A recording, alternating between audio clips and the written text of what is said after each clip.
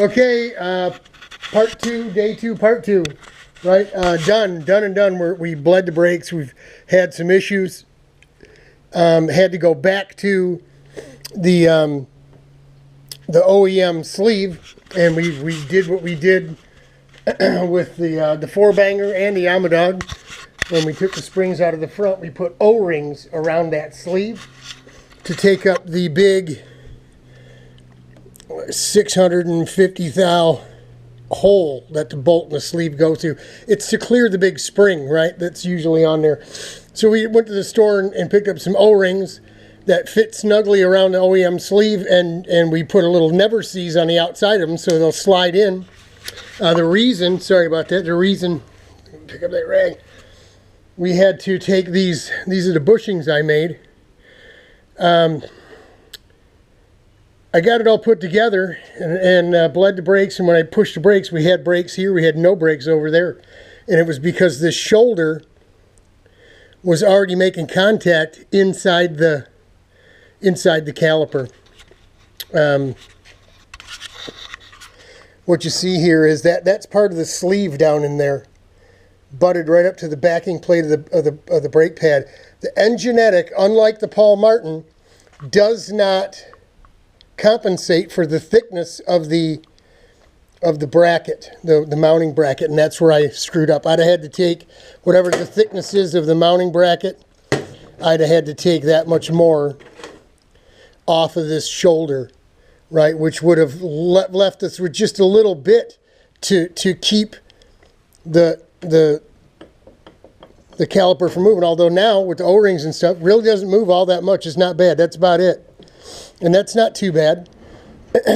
We like this idea better, but on Larry's cart, it all started coming back to me. On Larry's cart, the bolt head, the Allen head, was actually counterbored. This was counterbored. So the head of the bolt was literally almost flush with the outside of here.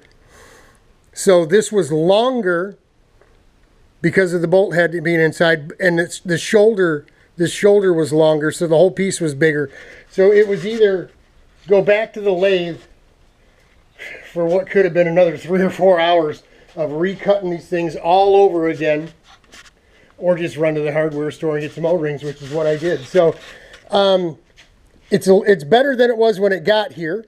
It's got Pierre's pads. It's only got 2 shims on each side now.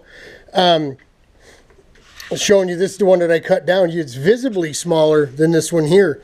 Why is that, Robert? Why doesn't everything have balance? Why is it that you can't see the OEM sleeve here, but you can see it here? You know why? Because when they welded these brackets on, it's further away from the rotor than it is over here. I didn't build the go-kart. I'm just trying to make it better. So that is the issue. That's why this spacer had to be bigger than that spacer, and why this side actually had more shims in it than that side by 4. This one had 24, that one had 20. So it is what it is. I mean, it doesn't make that big a difference. I mean, that big a deal. The problem with the Enginetic is the piston is already out of the bore of the caliper this far already.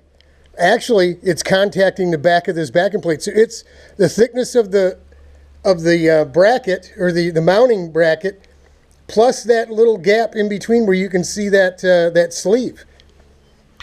I don't like that idea. Paul Martin actually machined the inside of his big calipers, even the small ones. So the bracket actually surrounded the piston bore. So when the piston was still in the bore, when it was at the outside edge where this pad should be, like it is on this one here. But they spin. There's literally no air gap there, but they are free, and the brakes do work. So they're going to work those pads are going to work a heck of a lot better than what was in there. So he's got more power, which he wanted. We'll go ahead and throw some wire on there. Last thing we've got to do is string the cart tomorrow. He can come and get it out of here.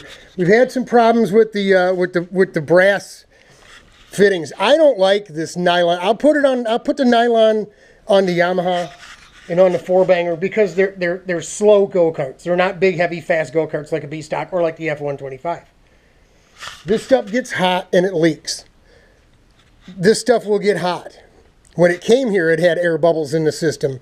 Wouldn't be surprised if sometime during the day he has problems again. But what I found was this. I replaced this brake line because under here, where it gets stuck under here, it was literally pinched flat.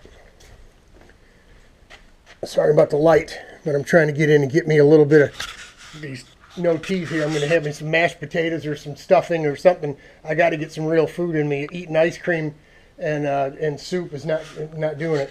You can see this thing was just pinched right down to nothing.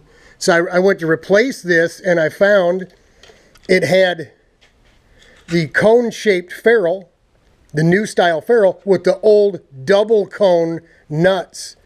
And it's on the whole thing because Todd replaced all this stuff when he bought the go-kart. It had braided line, but he said the braided line was frayed and was chewed up and wasn't in very good shape. So he took it all off and put this stuff on. In my mind, big mistake. I mean, he wanted to replace it, but he doesn't know enough about it and what have you. So I kind of get it. But this stuff here can be a real pain in the ass to work with because it's so cheap, you know. These compression fitting stuff, it isn't like the fittings that are on the end of a braided line. You know, they're leak proof. There's no way those will ever leak. So we've got it worked up. We've got it fixed up. I got silicone brake fluid, man, all over me.